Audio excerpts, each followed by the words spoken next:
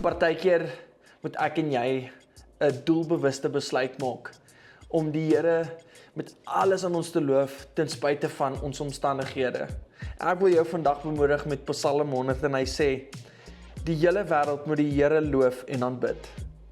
Dien hom met vreugde, gaan na hom toe.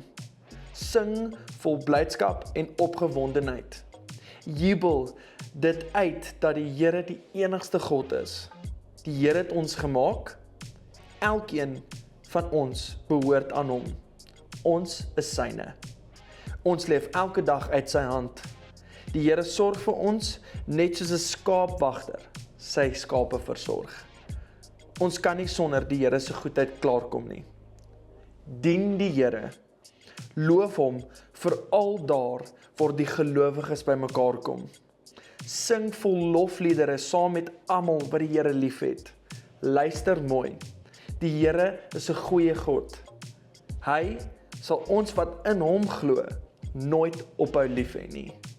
Hy is 'n goeie God, nou en vir altyd. Maak nie saak waar jy nou is in jou lewe nie, daar's altyd tyd om die Here te loof vir wie hy is. Jy moet 'n geseënde week hê.